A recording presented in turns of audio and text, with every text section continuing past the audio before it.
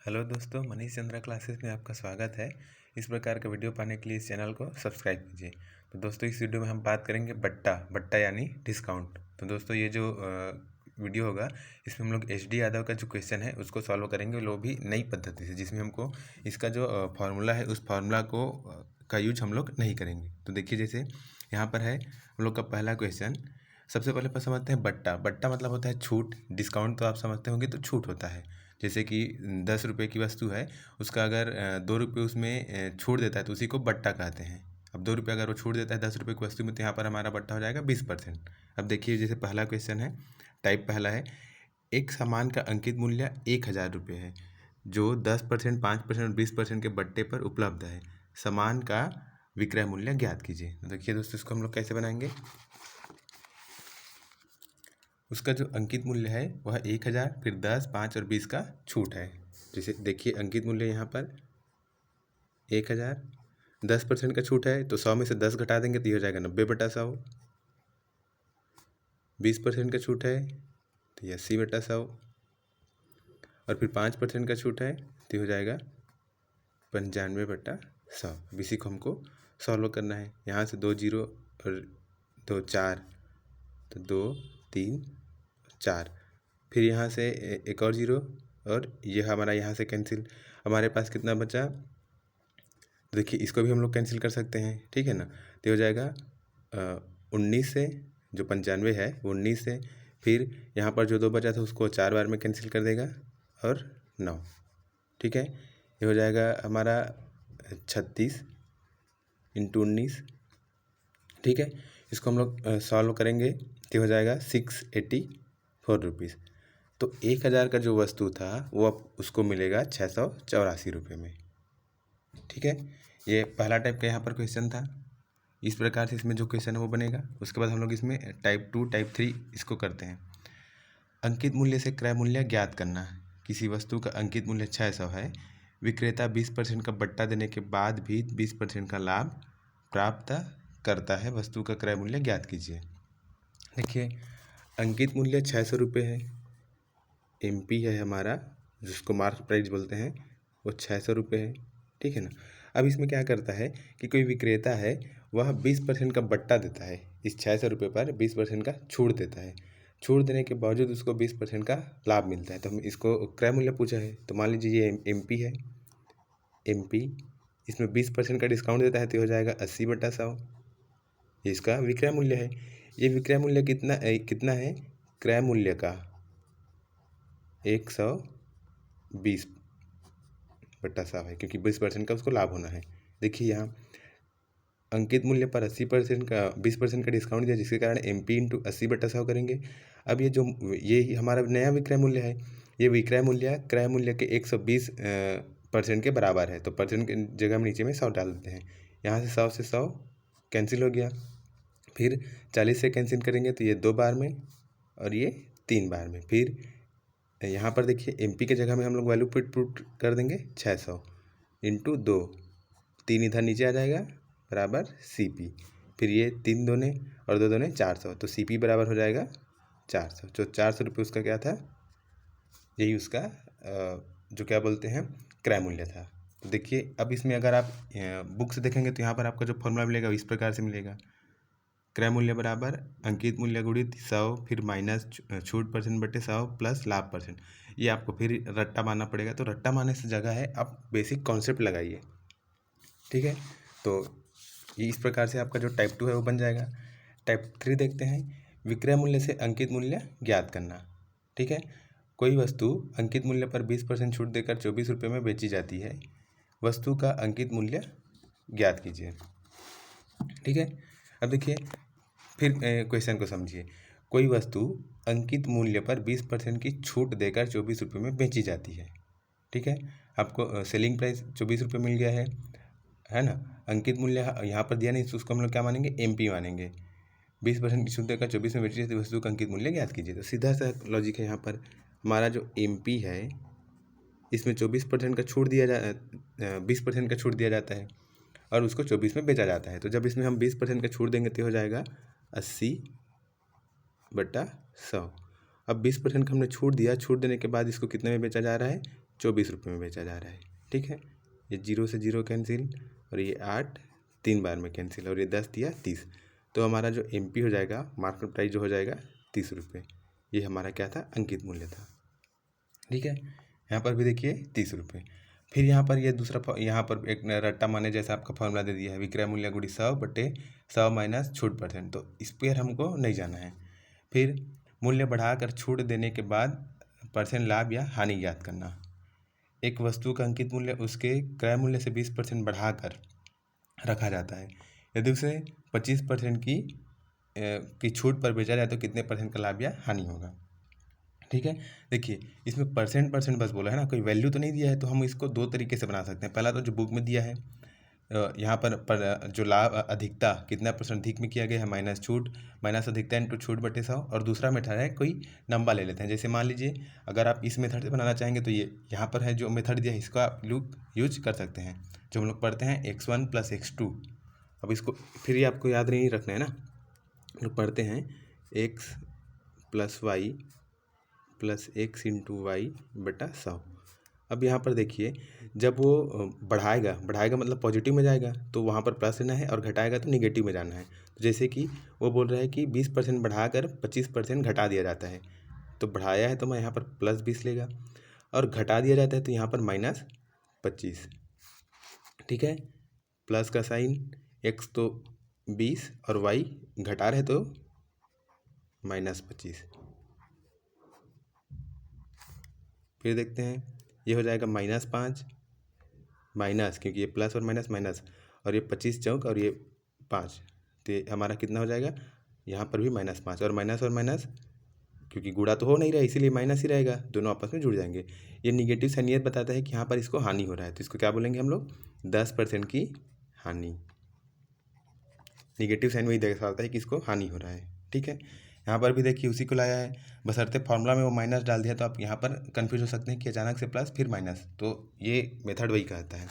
अब दूसरा है, मान लो हम एक नंबर लेते हैं 100 रुपये उसका मार्केट प्राइस था।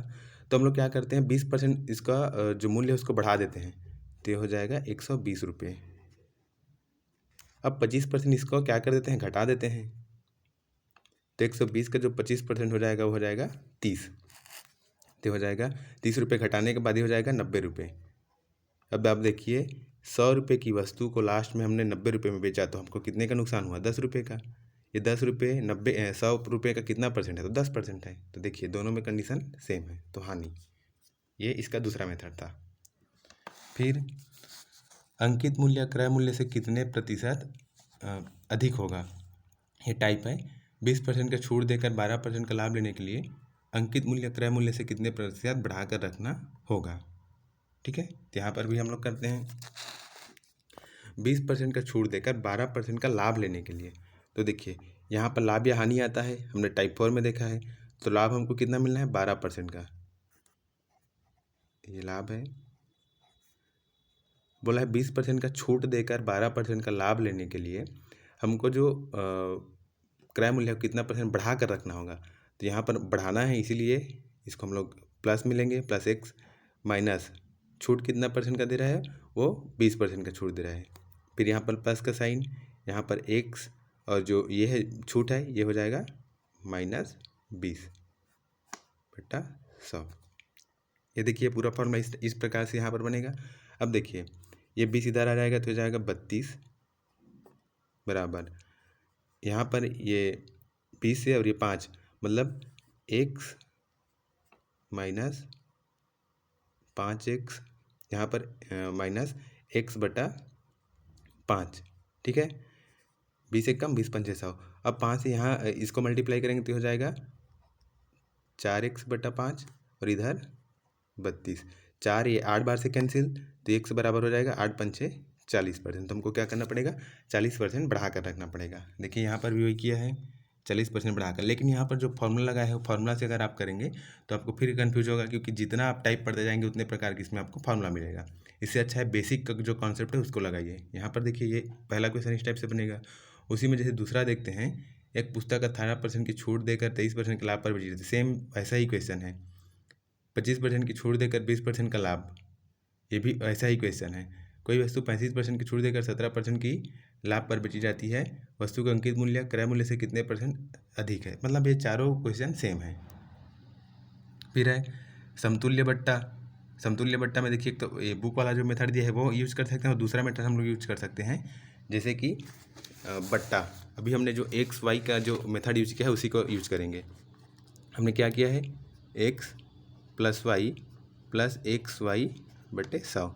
अब मान लीजिए एक बार 10% का छूट दे रहा है, एक बार 20% का छूट दे रहा है, तो छूट दे रहा है मतलब नेगेटिव में जाएगा, तो -10 एक्स की जगह पे हम क्या रखेंगे, -10, प्लस वाई की जगह में भी तो -20 रखेंगे, क्योंकि एक बार 10 एक बार 20, तो हो जाएगा -20 प्लस का साइन, -10 इंटू में -20 बटे 100, ये हो जाएगा -30। और यहाँ पर ध्यान देखिए, गलती यहीं पर होता है, माइनस और माइनस हो जाएगा प्लस, और ये हो जाएगा 200, और 200 को 100 से डिवाइड करेंगे तो +2, मतलब हो जाएगा -28। तो क्या हो गया, 28% का इसका टोटल छूट रहेगा, टोटल डिस्काउंट रहेगा। ठीक है, यही अगर हानि रहता तो भी 28% हानि होता। जैसे मान लीजिए एक बार 10% का हानि होता है, एक बार 20% का हानि होता है, तो दोनों में भी 28 ही आता है, क्योंकि देखिए वो जो हमने फार्मूला यूज किया उसमें जो -10 और -20 आपस में उसको पॉजिटिव हो जाते हैं, इसीलिए 32 नहीं होगा बल्कि ये 28 होता है। ठीक है, तो इस प्रकार का भी आपको यहाँ पर क्वेश्चन मिलेगा। जैसे यही देखिए 10% का छूट और 20% का छूट, दोनों आपस में मिलकर कितना हो जाता है, जब समतुल्य निकालते हैं तो 28%। तो इसी प्रकार से इसमें का जो सारा क्वेश्चन बनेगा। ठीक है, टाइप 6 का भी इसी प्रकार से बनेगा, बशर्ते उसमें 3 है। तो पहले आप 2 का निकालेंगे, 2 के बाद फिर तीसरे को साथ में लेना है। उसके बाद देखते हैं, ये भी उसी वाले का है, 7वां अपठनीय बट्टा पर आधारित प्रश्न। एक घड़ी का निर्धारित मूल्य 720 रुपये था। एक व्यक्ति ने 2 बट्टों पर उसे 550.80 में खरीदा। यदि पहला बट्टा 10%, दूसरा बट्टा अपठनीय है, तो दूसरा बट्टा ज्ञात कीजिए। यहाँ पर देखिए, इसको इसी तरह फॉर्मूले से बनाना है जैसा बुक में दिया है। ठीक है, अपठनीय बट्टा x है तो 720, 10% पहले बट्टा दिया तो 90/100, दूसरा x है तो 100 में से x माइनस कर देंगे, और उसके बाद यहाँ पर वैल्यू में पुट कर देंगे, फिर यहाँ से आप हमारे का x का मान निकल जाएगा। ये सेम इसी तरीके से बनेगा। फिर देखते हैं, छूट लेकर लाभ देने के लिए अंकित मूल्य निर्धारित करना। एक पुस्तक विक्रेता 95 रुपये में पुस्तक खरीदता है और 5% की छूट देकर 10% लाभ लेने के लिए वह पुस्तक का कितना मूल्य अंकित करे।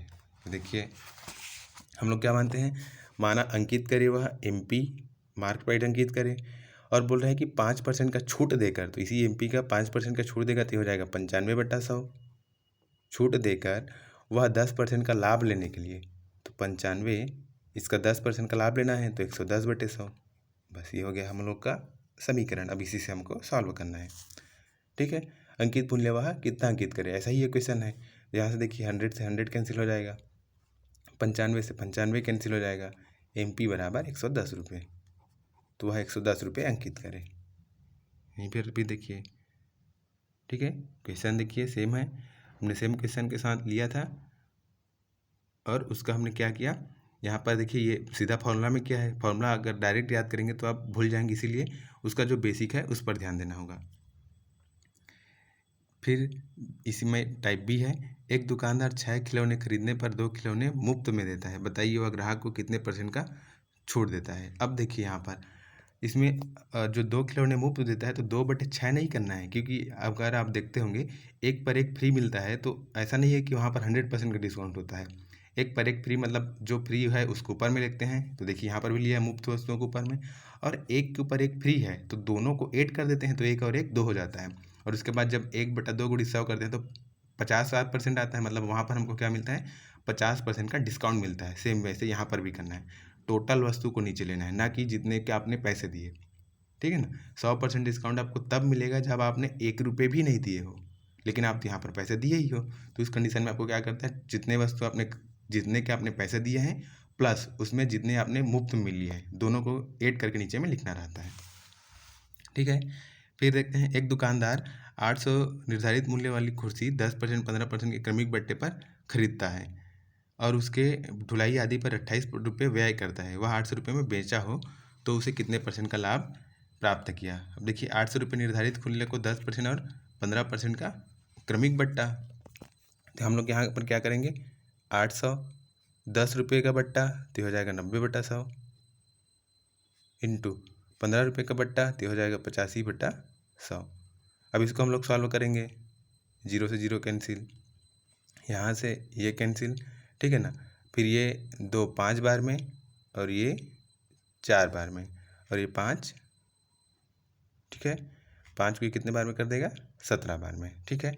इसका जब हम लोग आगे जब इसको सॉल्व करेंगे 9 × 4 × 17, तो ये जो हमारा वैल्यू आ जा रहा है, यहाँ पर आ जा रहा है 612 रुपीज़, ये हो जाएगा 612 रुपीज़। और यही 612 रुपीज़ तो इसके में इतने में ये खरीदा था, इसमें 28 रुपये का ढुलाई के लिए भी व्यय किया, तो टोटल इसने कितना इसमें व्यय किया, 640 रुपये। अब 640 रुपया ही इसका CP हो जाएगा, ये नहीं कि ये वो पुराना वाला, ये इसका मेन CP है 640 रुपये। अब 640 रुपये का इसका जो CP है और बेच रहा है इसको ये 800 रुपये में, ठीक है ना। SP है इसका 800 रुपये, तो यहाँ पर प्रॉफिट इसको कितना का हो रहा है, 160 रुपये का। अब 160 रुपये कितना है 640 का, तो ये होगा 25%। तो यहाँ पर भी देखिए ये 25% आया है, ठीक है। तो यहाँ से जो बट्टा का है, बट्टा का पूरा क्वेश्चन खत्म हो जाता है। अगर किसी प्रकार का डाउट हो तो कमेंट कीजिए। धन्यवाद दोस्तों।